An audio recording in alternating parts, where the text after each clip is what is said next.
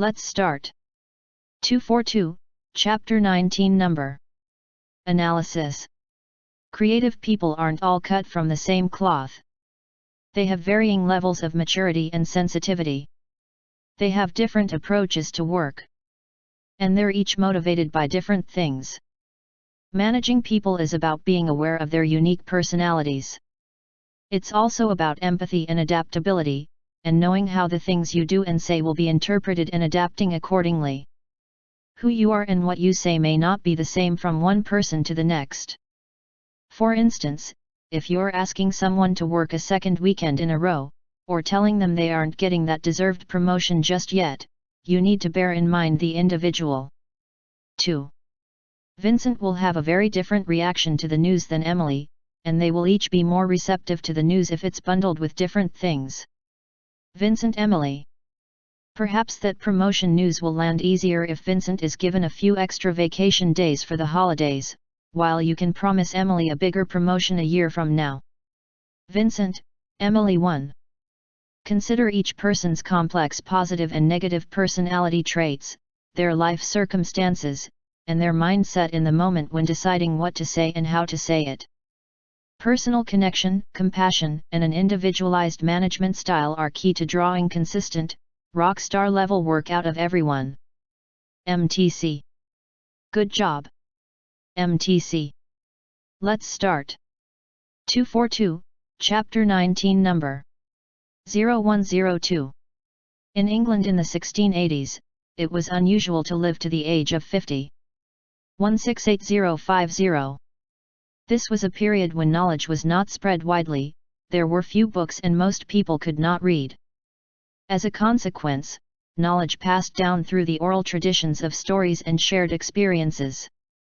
And since older people had accumulated more knowledge, the social norm was that to be over 50 was to be wise. 50.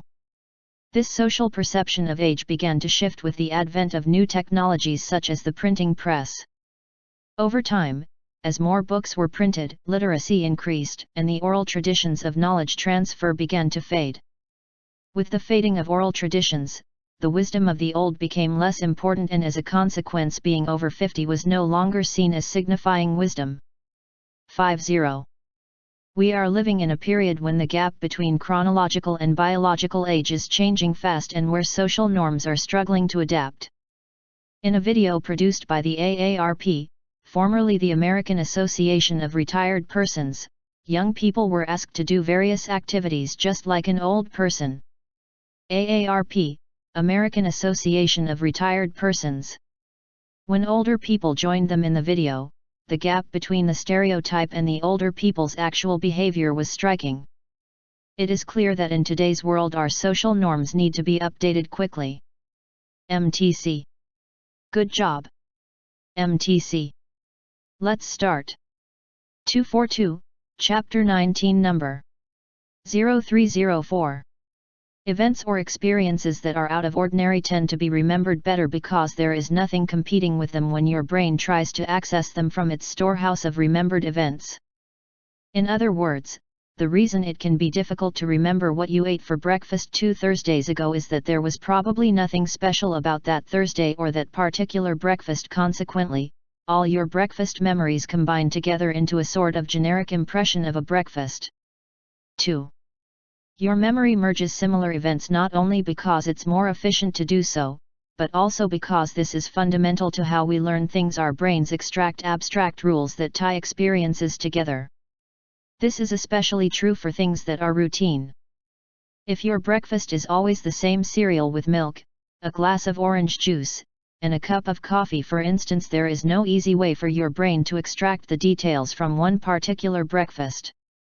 Ironically, then, for behaviors that are routinized, you can remember the generic content of the behavior, such as the things you ate, since you always eat the same thing, but particulars to that one instance can be very difficult to call up, such as the sound of a garbage truck going by or a bird that passed by your window, unless they were especially distinctive. On the other hand, if you did something unique that broke your routine, perhaps you had leftover pizza for breakfast and spilled tomato sauce on your dress shirt, you are more likely to remember it. MTC. Good job. MTC. Let's start. 242, Chapter 19 Number 0506. A neuropsychologist, Michael Gazzaniga, conducted a study that shows that our brains excel at creating coherent, but not necessarily true, stories that deceive us. Michael Gazzaniga. In the study, split-brain patients were shown an image such that it was visible to only their left eye and asked to select a related card with their left hand. Left eye vision and left side body movement are controlled by the right hemisphere. In a split-brain patient, the connection between the right and left hemispheres has been broken, meaning no information can cross from one hemisphere to the other. Therefore, in this experiment, the right hemisphere was doing all of the work, and the left hemisphere was unaware of what was happening. Gazzaniga then asked participants why they chose the card that they did. Gazzaniga. Because language is processed and generated in the left hemisphere, the left hemisphere is required to respond. However, because of the experiment's design, only the right hemisphere knew why the participant selected the card. As a result, Gazzaniga expected the participants to be silent when asked to answer the question. Gazzaniga. But instead, every subject fabricated a response. The left hemisphere was being asked to provide a rationalization for a behavior done by the right hemisphere. The left hemisphere didn't know the answer. But that didn't keep it from fabricating an answer. That answer, however, had no basis in reality. Now, if this study had been limited to split-brain patients, it would be interesting but not very relevant to us. It turns out split-brain patients aren't the only ones who fabricate reasons. We all do it. We all need a coherent story about ourselves, and when information in that story is missing, our brains simply fill in the details. MTC. Good job. MTC. Let's start. 242, Chapter 19 Number 0708. The driver of FOMO, the fear of missing out, is the social pressure to be at the right place with the right people. Whether it's from a sense of duty or just trying to get ahead, we feel obligated to attend certain events for work, for family, and for friends. FOMO. This pressure from society combined with FOMO can wear us down. FOMO. According to a recent survey, 70% of employees admit that when they take a vacation, they still don't disconnect from work. 70%. Our digital habits, which include constantly checking emails and social media timelines, have become so firmly established, it is nearly impossible to simply enjoy the moment, along with the people with whom we are sharing these moments. JOMO, the joy of missing out, is the emotionally intelligent antidote to FOMO and is essentially about being present and being content with where you are at in life. JOMO, FOMO. You do not need to compare your life to others, but instead, practice tuning out the background noise of the shoulds and wants and learn to let go of worrying whether you are doing something wrong. JOMO allows us to live life in the slow lane, to appreciate human connections, to be intentional with our time, to practice saying no, to give ourselves tech-free breaks, and to give ourselves permission to acknowledge where we are and to feel emotions. YOMO. Instead of constantly trying to keep up with the rest of society, JOMO allows us to be who we are in the present moment. YOMO. When you free up that competitive and anxious space in your brain, you have so much more time, energy, and emotion to conquer your true priorities. MTC. Good job. MTC. Let's start. 242, Chapter 19 Number 0910. Common sense suggests that discussion with others who express different opinions should produce more moderate attitudes for everyone in the group. Surprisingly, this is not always the case. In group polarization, a period of discussion pushes group members to take more extreme positions in the direction that they were already inclined to prefer. Group polarization does not reverse the direction of attitudes, but rather accentuates the attitudes held at the beginning. Two pressures appear to push individuals to take more extreme positions following a group discussion. First, conformity and desire for affiliation contribute to group polarization. If the majority of a group is leaning in a particular direction, what could be a better way of fitting in than agreeing with that majority, and maybe even taking its argument one step farther? There is also a tendency for like-minded people to affiliate with one another, which can provide reinforcement for existing opinions, increase people's confidence in those opinions, lead to the discovery of new reasons for those opinions and counter-arguments to opposing views, and reduce exposure to conflicting ideas. Second, exposure to discussion on a topic introduces new reasons for maintaining an attitude. If you are already opposed to gun control and you listen to additional arguments supporting your position, you might end up more opposed than you were originally. MTC. Good job. MTC. Let's start. 242, Chapter 19, Number 11-12. Being able to have a good fight doesn't just make us more civil, it also develops our creative muscles. In a classic study, highly creative architects were more likely than their technically competent but less original peers to come from homes with plenty of friction. They often grew up in households that were tense but secure. As psychologist Robert Albert notes, the creative person to be comes from a family that is anything but harmonious. Robert Albert. The parents weren't physically or verbally abusive, but they didn't shy away from conflict, either. Instead of telling their children to be seen but not heard, they encouraged them to stand up for themselves. The kids learned to dish it out and take it. That's exactly what happened to Wilbur and Orville Wright, who invented the airplane. Wilbur Orville Wright. When the Wright brothers said they thought together, what they really meant is that they fought together. Right. When they were solving problems, they had arguments that lasted not just for hours but for weeks and months at a time. They didn't have such ceaseless fights because they were angry. They kept quarreling because they enjoyed it and learned from the experience. I like scrapping with Orv, Wilbur reflected. Orv. Wilbur. As you'll see, it was one of their most passionate and prolonged arguments that led them to rethink a critical assumption that had prevented humans from soaring through the skies. MTC. Good job. MTC. Let's start. 242, Chapter 19, Number 13-14. Stories populate our lives. If you are not a fan of stories, you might imagine that the best world is a world without them, where we can only see the facts in front of us. But to do this is to deny how our brains work, how they are designed to work. Evolution has given us minds that are alert to stories and suggestion because, through many hundreds of thousands of years of natural selection, minds that can attend to stories have been more successful at passing on their owners' genes. Think about what happens, for example, when animals face one another in conflict. They rarely plunge into battle right away. No, they first try to signal in all kinds of ways what the outcome of the battle is going to be. They puff up their chests, they roar, and they bare their fangs.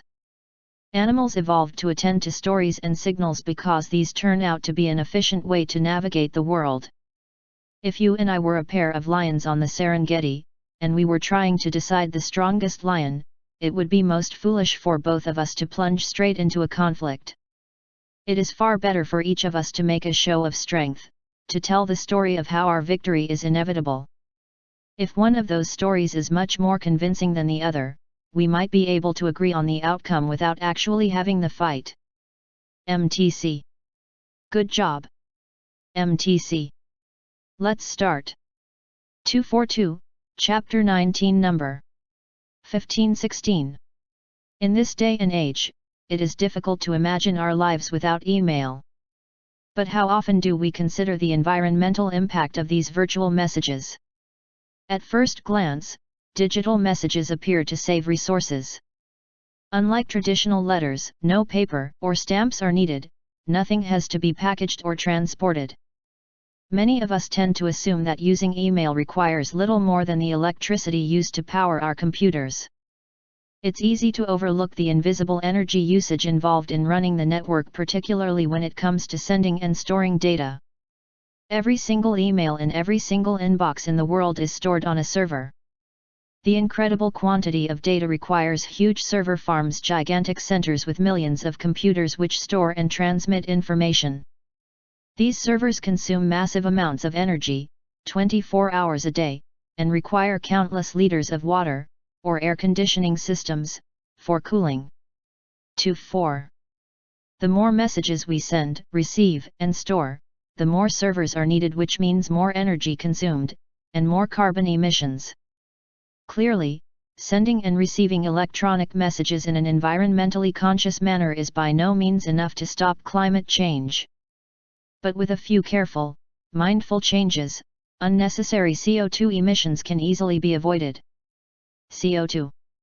MTC. Good job. MTC. Let's start. 242, Chapter 19, Number 1718. Paralysis by analysis is a state of overthinking and analyzing a particular problem, but you still end up not making a decision. One famous ancient fable of the fox and the cat explains this situation of paralysis by analysis in the simplest way. In the story, the fox and the cat discuss how many ways they have to escape their hunters. Cat quickly climbs a tree. Fox, on the other hand, begins to analyze all the ways to escape that he knows. But unable to decide which one would be the best, he fails to act and gets caught by the dogs. This story perfectly illustrates the analysis paralysis phenomenon, the inability to act or decide due to overthinking about available alternatives. People experience that although they start with a good intention to find a solution to a problem, they often analyze indefinitely about various factors that might lead to wrong decisions. They don't feel satisfied with the available information and think they still need more data to perfect their decision. Most often this situation of paralysis by analysis arises when somebody is afraid of making an erroneous decision that can lead to potential catastrophic consequences. It might impact their careers or their organization's productivity. So that's why people are generally overcautious in making decisions that involve huge stakes. MTC. Good job. MTC. Let's start. 242, Chapter 19, Number 1920. Evolutionary biologists believe sociability drove the evolution of our complex brains. Fossil evidence shows that as far back as 130,000 years ago, it was not unusual for Homo sapiens to travel more than 150 miles to trade, share food and, no doubt, gossip. 13150. Unlike the Neanderthals, their social groups extended far beyond their own families. Remembering all those connections, who was related to whom, and where they lived required considerable processing power. It also required wayfinding savvy. Imagine trying to maintain a social network across tens or hundreds of square miles of Paleolithic wilderness. You couldn't send a text message to your friends to find out where they were. You had to go out and visit them, remember where you last saw them, or imagine where they might have gone. To do this, you needed navigation skills, spatial awareness, a sense of direction, the ability to store maps of the landscape in your mind, and the motivation to travel around. Canadian anthropologist Arian Burke believes that our ancestors developed all these attributes while trying to keep in touch with their neighbors. Arian Burke. Eventually, our brains became primed for wayfinding.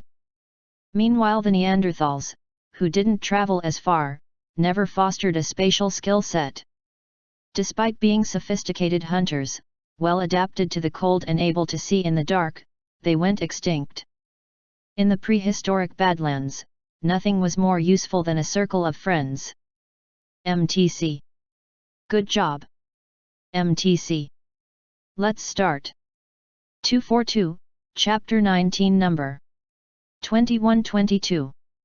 U.S. commercial aviation has long had an extremely effective system for encouraging pilots to submit reports of errors.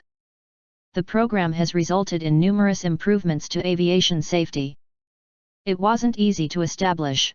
Pilots had severe self-induced social pressures against admitting to errors. Moreover, to whom would they report them? Certainly not to their employers. Not even to the Federal Aviation Authority, FAA, for then they would probably be punished. FAA. The solution was to let the National Aeronautics and Space Administration, NASA, set up a voluntary accident reporting system whereby pilots could submit semi-anonymous reports of errors they had made or observed in others. NASA. Once NASA personnel had acquired the necessary information, they would detach the contact information from the report and mail it back to the pilot. NASA. This meant that NASA no longer knew who had reported the error, which made it impossible for the airline companies or the FAA, which enforced penalties against errors, to find out who had submitted the report. NASA, FAT. If the FAA had independently noticed the error and tried to invoke a civil penalty or certificate suspension, the receipt of self-report automatically exempted the pilot from punishment. FAT. When a sufficient number of similar errors had been collected, NASA would analyze them and issue reports and recommendations to the airlines and to the FAA. NASA FAT. These reports also helped the pilots realize that their error reports were valuable tools for increasing safety. MTC. Good job. MTC. Let's start. 242, Chapter 19 Number 2324. An organization imported new machinery with the capacity to produce quality products at a lesser price. A manager was responsible for large quantities in a relatively short span of time. He started with the full utilization of the new machinery. He operated it 24/7 at maximum capacity. 247. He paid the least attention to downtime, recovery breaks, or the general maintenance of the machinery. As the machinery was new, it continued to produce results and, therefore, the organization's profitability soared and the manager was appreciated for his performance. Now after some time, this manager was promoted and transferred to a different location. A new manager came in his place to be in charge of running the manufacturing location. But this manager realized that with heavy utilization and without any downtime for maintenance, a lot of the parts of the machinery were significantly worn and needed to be replaced or repaired. The new manager had to put significant time and effort into repair and maintenance of the machines, which resulted in lower production and thus a loss of profits. The earlier manager had only taken care of the goal of production and ignored the machinery, although he had short-term good results. But ultimately not giving attention to recovery and maintenance resulted in long-term negative consequences. MTC. Good job.